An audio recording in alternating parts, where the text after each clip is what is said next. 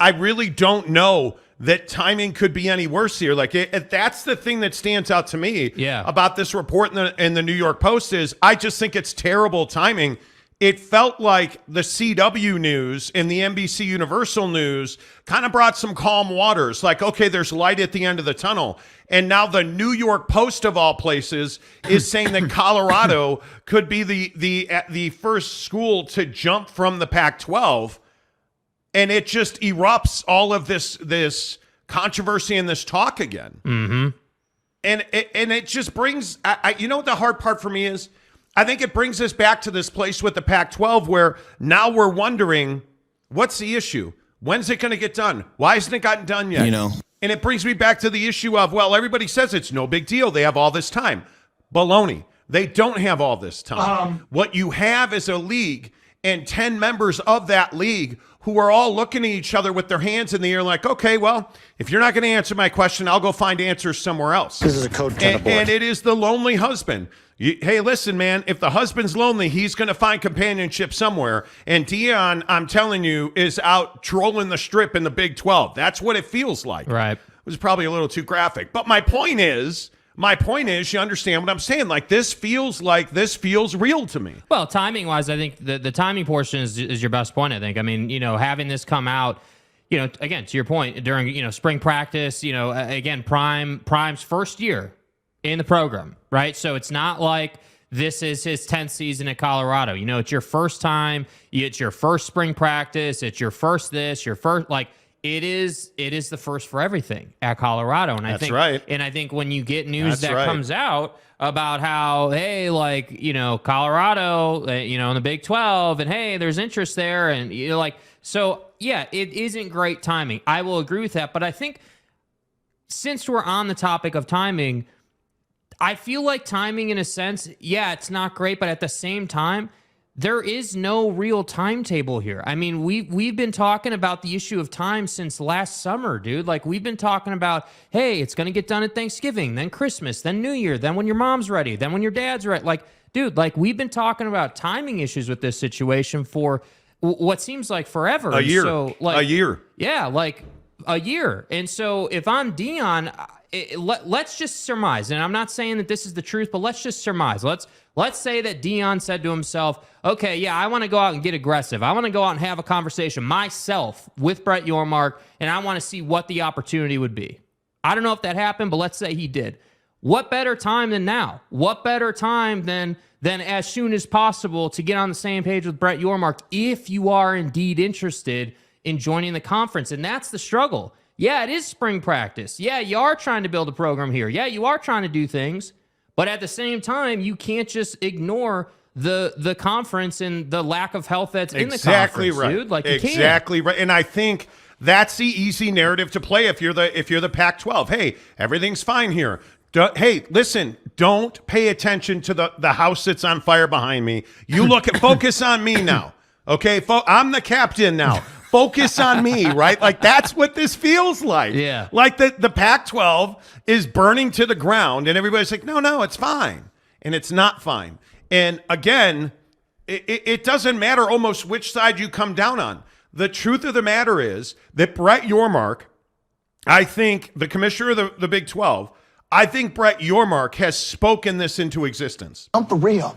Because it's hard if you're a Pac-12 team that has aspirations, or a Pac-12 school that has aspirations of joining the Big 12. So let's even say the Arizonas, Colorado, and I don't know, Utah. They have aspirations, let's say. We know for almost for fact, they've all spoken to the Big 12. Yeah. You're sitting here in the Pac-12 with no money, and you're watching the Big 12 just going to town high on the hog. Yeah. Like, they're not eating pig's feet, dude. They're eating, like, the best of the best. Y'all feel me? And you're sitting here starving, and you feel like you're accomplishing absolutely nothing. But Brett Yormark is doing a Rucker Park deal, and Brett Yormark has Shaq DJing the Big 12 basketball tournament, and you're just watching all of this stuff happen again and again and again, and you're Gonzaga, and you're contemplating your future, and you have an invitation to both the Big 12 and the Pac-12, which we've exclusively reported here on the show. how are you looking at the Pac-12 as more attractive than the Big 12? And I'm here for it today. Honestly, all the truck stop conference jerks or, all of the, look, Big 12 football brought to you by Flying J. Hey, I'm here for it, dude. But honestly, tell me, how are you going to make the argument that the Pac-12 is more attractive than the Big 12? Because I just don't think you can do it. I truly do not. Yeah, and that's why I said, like, for a guy like Prime, who, like, let's not forget what Prime's done here. I mean, Prime had to go in to Colorado and get them to lower the academic standards so that he could recruit more guys into his program. And so they have a good working relationship, that being Prime and the head honchos at Colorado. Clearly, they've got a good relationship here, and clearly, like, they're talking. And I feel like I can't get away from this idea that it makes sense. Like, even, like, just take out all the video stuff and all the cool stuff Prime's doing. Like, just look at Prime as just an individual. Prime has always been that guy that's playing offense. He's always been the guy that wanted to be the enigma, the two-sport guy, the guy that was in your face, the guy that was better than you. Like, he's always been that guy. And so just on a baseline, before you even get to numbers and leaving the conference or whatever, on a baseline, it just makes perfect sense because you just added this guy. He's doing things for you already. Do we all agree that Colorado's been, like, this offseason for Colorado's been the biggest offseason they've had in a while? Just from, like, a probably in my relevancy lifetime. standpoint, I'm 50 years old. Probably in my lifetime that I can remember, this is the biggest offseason I can ever remember at Colorado. So when you're having a huge offseason and you've got this conference stuff going on, it just to me, yeah, it is bad timing. Yeah, this is a little surprising on one hand, but on another hand, it's not surprising to me at all, man. It makes sense. And I guess the other question to be asked here is, would Colorado leaving the Pac-12 be a significant blow to the conference? And I'm telling you, I passionately believe it would. I think the excitement that Deion Sanders has brought to the conference, I think the fact that they're probably going to have full houses in Boulder this fall, I think the relevance of Colorado football, and if this were to happen, you'd be talking about a year and 2 months from now. So you go through this season with Colorado and then another spring football, and then they're gone. And it just feels like this is a catastrophic move for the Pac-12. And I say that because I am of the belief that you can't lose a single school. You can't lose a single school in the Pac-12 and expect to thrive on any level. Because, again, if you go to the stories and you go to the talking points that we've had on this conference, our sources have told us that San Diego State is essentially just on the clock. They're in the Pac-12. Come on, let's go, Schlep Rock. They're just waiting for a TV deal, and then they're going to be in. So let's say you replace Colorado with San Diego State. Okay, I would think that that's like for like. Boulder Market says, okay, fine. But now you're back at 10, so now what happens when Arizona leaves? Because if one leaves, this is the domino effect. I think if Colorado jumps, other schools will follow them. That's it, Skippy.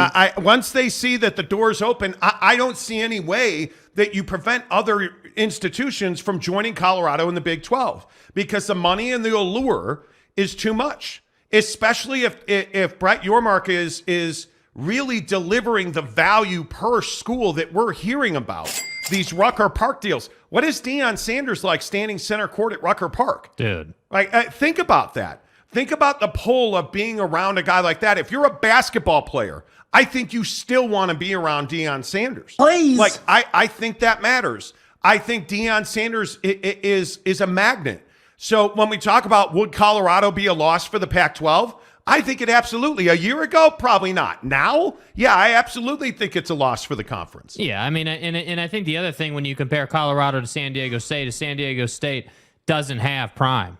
Like, well, I mean, you can say whatever you want about Colorado, but the reality is, like, whether it's Jackson State or Colorado, Prime has always been a magnetic guy. And that's why I say, like, again, we can't go too far with it. He hasn't won a game. He hasn't done anything in the conference yet, but I think he's already having an impact from marketing to, revenue opportunities. Like, he's having that impact. And so So that's why I say, like, you're totally right. If Colorado jumps ship, now it's up to Arizona. Hey, Arizona, you going to go? And if Arizona goes, Arizona State's going.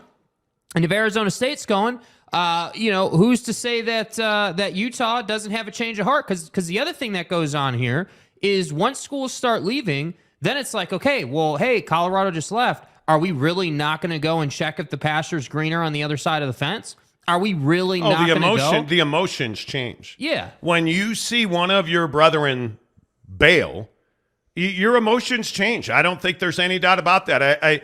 Everybody is a verbal tough guy until they're forced to move off their spot. Until they're made really uncomfortable. Losing another Pac-12 school would make the other remaining 9 very uncomfortable. And I think that you would see, I'm with you. I think Arizona wants to go. Yeah. No, the landscape, the comments, again, and it's easy for us here on the Monty Show to just put their own words up on the screen. Like you look at what Robbins said about, knowing the Big 12's number. Look at this quote. This is from President Robbins at Arizona. I know what the Big 12 number is. I just need to hear what the Pac-12 number is. Then I can make a decision. Yes.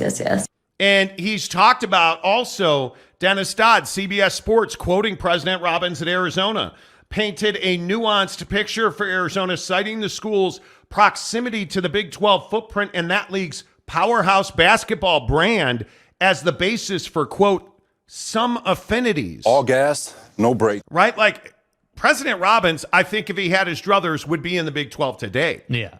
That's what those kind of quotes make you feel like. So I don't have any doubt that if this New York Post story is true, and really it's New York Post one-liner is true, that Colorado could very well be the first team to jump. Dude, I don't think there's any question in my mind that we're talking about weeks here. We're not talking about months. And again, if you're just tuning into the show and if you're new here, I will just tell you what we've talked about for months on end. Our sources at ESPN have told us they're not willing to go any more than $90 million a year. And this was about 3 weeks ago. We're not willing to go any more than $90 million a year. And what that means is $9 million per school on linear TV, and then the Pac-12 would have to go and find a streaming partner. And the answer to that was, hey, we're going to talk to NBC Universal, who we've exclusively reported on the show. NBC Universal would use USA Network as the home for Pac-12 athletics, football, and basketball. And they would use the Peacock streaming app and the Peacock streaming platform as a streaming platform. But that would only get them probably $17 to $20 million per school per year. It's not nearly enough. Right. And the question is, does the relationship with NBC, knowing that you would only have a game or two for the entire season on the big NBC network, because don't forget they have NASCAR, don't forget they've got, all kinds of Big Ten programming coming up in the next deal. They've got Notre Dame that they're trying to renew on a larger deal. Okay, so maybe NBC Universal is not the best option. Last week we heard, hey, the CW is interested, and we were telling you, hey, the problem with the CW is they do not have owned and operated stations all throughout the footprint of the Pac-12, and we showed you this map of the CW owned and operated stations, because that's what this is. And you'll notice it in Arizona and in Washington. There are no dots. Now, that does not mean that there are not CW television stations there. But what that means is the CW does not control the programming on those stations. And this is very much akin to Live Golf. And what do we know about Live Golf on the CW? A large number, including major markets, have said we're not going to carry Live Golf. We don't want to air their programming.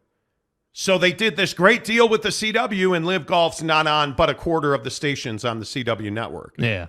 So you start to understand that, okay, well, we control the owned and operateds. Well, that's all well and good until the CW cuts people's heads off and refuses to air Live Golf. Okay, so now are you telling me, and I'll put this map back up, look at Chicago, right? Because you have WGN TV in Chicago. Do you really think Oregon State and Washington is a game that WGN Chicago is interested in? I can't believe they would be interested in that game. I cannot believe that would happen. Is that a real question? I can't believe that New York, New Jersey, I can't believe the Carolinas, I can't believe that, the Ohios, the Indianas, the Pennsylvanias, the upstate New Yorks are interested in that programming. Yeah. I can't believe that the CW in New Orleans is going to air Oregon State and Stanford football on a Saturday afternoon. I have a hard time with that. So we've talked about the limitations of that deal. Our sources have said repeatedly that Pac-12 presidents, including, because we've talked to people in a lot of places, including at the top of the food chain at Utah, who told us ESPN's really got to be involved for this to be the deal we need it to be. Yeah. ESPN and the Pac-12 have a fractured relationship at this point, have not spoken in weeks, and currently do not have a deal on the table. And that's where the Pac-12 is. So a report out of the New York Post that has Deion Sanders and the Colorado Buffaloes and the University of Colorado going back to the Big 12 really is not that surprising. Yeah. That's just kind of, I think, the entirety of where the Pac-12 TV deal is right now. And then again, you have this situation in the Big 12 where I truly believe that Brett Yormark does not have to do a thing. He has to do nothing. Yeah. Because he knows he's likely to get Gonzaga. I think no matter what the TV deal is, he's likely to get 2 schools from the Pac-12. Gonzaga. And he really has to do nothing because who else does he have on his side? Well, he's got ESPN. And my opinion is that ESPN would not bat an eye at the failure of the Pac-12. It is what it is. In fact, it would not. I think it's too strong to say that ESPN is working to collapse the Pac-12. I think that's too much. They are certainly at ESPN, in my opinion, not going out of their way to save the Pac-12. They ain't losing sleep over the Pac-12, bro. Because they own the football and basketball rights along with Fox in the Big 12. So what happens if the Pac-12 fails? Well, the majority of those schools are going to wind up in the Big 12. And they already have that landscape. Too bad. So the limited amount of programming that ESPN needs from the Pac-12 will be handed to them on a silver platter if the Pac-12 goes away. Yep. And I think that's the reality of the arrogance that has been the Pac-12 now for the better part of their existence. And it did not improve with Larry Scott leaving. Yeah. It did not. And I think that's why ESPN has been like, hey, take it or leave it, right? Like, because ESPN knows Certainly. one way or the other, you guys are going to merge with the Big 12. At some point, you're either going to merge and survive or you're going to die and we're going to pick up the trash. I mean, that's what it is. Can I finish? Please, yes. Can I finish? Thank you. Can I finish?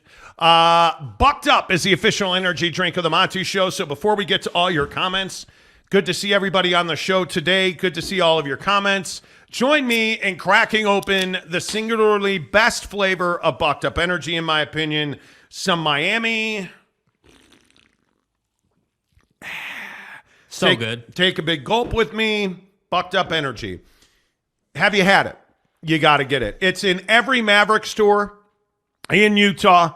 So if you live in Utah, go get Miami. It's at every Maverick. Adventure's first stop. Maverick. You can get it at Walmart. You can get it at any of the Bucked Up stores. But also, how about we give you some free samples? Because you know we like giving stuff away in the show. 3 free samples and a free Bucked Up shaker. And folks, they are the best Bucked Up shaker. Now, you know I'm getting my colonoscopy on Thursday, so my regular big Bucked Up shaker, well, I'm using it for prep on Wednesday. Don't forget we'll be off on Wednesday. Yeah. So that the evacuation of the lower half may happen. Yeah. The Bucked Up shakers are phenomenal. Get a free one of any color combination you want. 3 free samples. Please take my word for it and get the racked BCAAs or the LFG pre-workout. They're awesome. It's all in the description below right here on our YouTube channel. If you're listening on podcasts, there's also a link below on there. Click the free samples link. They'll send them right to your door for free at Bucked Up Energy, the official energy partner of the Monty Show. And I will always say the reason they're the best, it tastes good. It works better than it tastes. And I just love their brand. It's aggressive. They're hip. They're moving. They answer to their customers. I just love everything that Ryan Gardner and his brother and his family have built at Bucked Up Energy, a local Utah company, entrepreneurs to their core. Facts. Go get the free samples in the link below. Let's get your thoughts in here. First one in today is Marlon Shaw, who gives us $5. What a great way to generate pub for Colorado. Their name will be on every sports show if they make the jump first. Could be a brilliant move. That's what I'm saying, dude. Absolutely. They are 100% incentivized to do it. Yeah, I agree, Marlon. Good to see you. Zesties, Retro, and Games. What do you see as the first domino and when? I maintain Arizona will be the first one to go. And if we're talking about real firsts, I think once this Pac-12 TV deal is announced, that truly could be the first domino. Because I also think that once that happens, you're going to see a bunch of things happen in reaction to that. I think Gonzaga absolutely could be one of the first ones to go. I think there's no question about that. And I think it is long before July. I think that July 1st is just a ripcord that people are using to kind of mitigate the damage of what has been an atrociously long period of nothingness. I honestly, I think George Kliavkoff has done nothing and has been able to do nothing. And now, from what I understand, is not authorized by the presidents of the Pac-12 to speak to the media. He has to get permission to do that. I mean, it's brutal. And again, I tell you, we have sent an email every week to the Big 12 asking for Brett Yormark to join us on the show. Today, we finally got a response. Brett Yormark is not speaking to the media at this time. So what does Very that tell simple you? response. What does that tell you, though? Because this is somebody who's done great work in the media. Why would you? Precisely. Why would you? There's no reason to do that. There is no reason for Brett Yormark to say two words, because all he can do is go down from here, because my guy's at the top, man. The guy has been absolutely brilliant. MJ Bissett, if the Pac is interested in linear TV exposure, why haven't Sinclair Stadium TV, name not in the rumor mill? Because I think Sinclair has their cash spent in other places. And as a Chicago Cubs fan, I can tell you that Sinclair has a significant investment in those things. I also think the Bally's TV and some of the financial drag that we have seen there and the massive amount of debt that is involved there, I think plays a significant role there. There's no question about that. Seems like a better fit with sports channel branding over the air and streaming built in. I think your best fit here is Amazon Prime Sports. Let's stop screwing around. In my opinion, and I'm happy to hear from you guys. In my opinion, the absolute best fit in this situation is ESPN and Amazon Prime Sports. Get it done. Mm-hmm. Get it done. The reason it hasn't been done, and again, this is just my opinion, the reason it's not been done is because we were told very early in this process, I think back in October, that ESPN does not view Amazon as a competitor. Right. They just do not. And they were not going to, I think what Brett Yormark tried to do with Amazon was to bring ESPN into a fight, into a battle, and he was not going to do it. And I think ESPN got very smart and said, oh, that's cool. That's great. And I think that right there is where the fracture with ESPN began. You mean George Kliavkoff? Yes, I'm sorry. What did I say? Brett. Yeah, George Kliavkoff wanted to go to Amazon and bring a competitor into the conversation. And ESPN wasn't willing to do it. Yeah. ESPN was like, hey, cool, dude, good luck. Which is brilliant. I mean, isn't that the type of decision and type of mentality that ESPN, or really that's made ESPN who they are today? I mean, you look at everything from, hell, remember back in the day when the whole, hey, people are not reading the magazine anymore and ESPN's going to die and they're not going to survive. And then what did ESPN go ahead and do? They started ESPN Plus, and now we're here today watching the Masters all last week. on ESPN Plus, because that's what we want. That's what we crave. And that's why I say, like, if the Pac-12 was smart, they would do something way out of left field. Get crazy with it. Go all in on streaming. And I think they would be heavily rewarded by the consumer. I think that there is no doubt, and again, this is just my opinion, but there is no doubt in my mind that when we look at the situation at ESPN, that ESPN's made a lot of mistakes in the space. Like the late assimilation to streaming was a huge mistake. There's just no question about that. Yeah. There's no doubt about that. And you yet understand that their billions allowed them to recover with an event like UFC over the weekend. Or, I mean, you look at the way that ESPN Plus and ESPN the app have exploded, and the adoption of ESPN the app on just about everybody's phone and smart TV. Because I can tell you right now, I watched the Masters recap the other night on my phone through the ESPN app. We watched the Masters stream on TV, right? I mean, featured groups. Guys, I think ESPN has reacted brilliantly. Clinton, appreciate you and the super chat. First time Clinton's ever given us a super chat. Says Sports Business Journal reporting that Pac-12 COO leaving for a communication agency. Yes, that is correct. Jamie is gone. Leaving by the end of the week, by Friday. Yes, which is insignificant. I'm not the guy that's like, oh my God, the Pac is burning. I think people take jobs. And I don't think this is an indication of, because what everybody will spin this into is, oh my God, it's over. It's not over. This is somebody taking a job. And could it be that Jamie sees the end of the world? Because Jamie Zaninovich is somebody that's really well thought of, really sharp, really smart. There's no reason that Jamie wouldn't be getting recruited. I mean, but this isn't all the ships going down, I'm jumping off now. Yeah. That's not what this is. That's not what it is at all. So I don't think it is. I don't think that's what this is at all. Patrick Boren, hello. The new Big 12 is reminding me of the old Alabama chant, roll, tide, roll. Mm-hmm. Well, you ain't wrong about that. Salty Drunk, how the heck are you? I bet Ron McClure was gifted his membership. Okay. Ron McClure says, I think and you guys believe, LOL. Okay, I don't know what that means.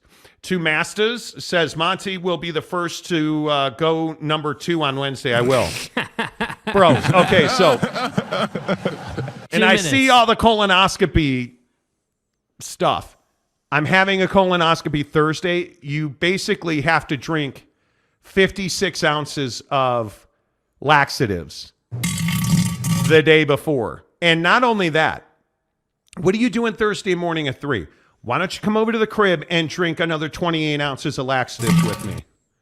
I have to get up at 3 o'clock on Thursday, 4 hours. My colonoscopy is at 7 o'clock on Thursday. 4 hours before the colonoscopy, I have to drink another 28 ounces of laxatives. All right, put a towel on the driver's seat. Okay? All right, let's move on. Good talk. Good times, right? Good times. That's the way the world works. Jim Choi. Yup, a really smart deputy commissioner of the PAC from degrees from Stanford and Princeton. Yeah, very, very smart. I don't think I agree with you. I don't think you can just jump to the conclusion as to why. I mean, I don't think so either. You know, that her having degrees could easily be why she took the position. I mean, attractive. Yeah, or was attractive or whatever. Like, you know, like it's just, yeah. I just don't think that I'm not willing to go that far. Yeah. You know, I just think that it is, I don't know. Thank you, Scott Rayner, for the $10 tip. Appreciate that. Thank you very much. Let's see. Zesty gives us $2 more. Do you see the Pac-12 surviving football season without a deal? Well, yeah, their money's in place. I think a lot of people have this belief in that, oh my God, the Pac-12 is just one day we're going to turn on the TV and there will be no more Pac-12. It doesn't work that way. The Pac-12 is going to get paid through July of 2024. The question is what happens after that date. That's what we're all talking about. So they have their standard TV deal as it is now. So I would not I would not worry. Like it just doesn't work that way. Yeah. Again, Scott, thanks for the $10 tip. Appreciate it. Marlon Shaw gives us 5 more. Jamie disassociating himself from the Kliavkoff taint. That is smart by him. It is. I mean, if you're truly leaving because the conference is crashing, yeah, you're probably better off going now than later. But I just don't think that's what's going on, in my opinion.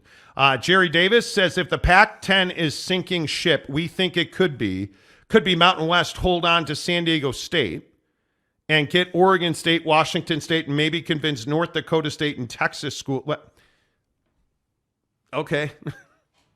I don't know what that means. Like, that's all well and good. I think it's too far there. I mean, you just can't.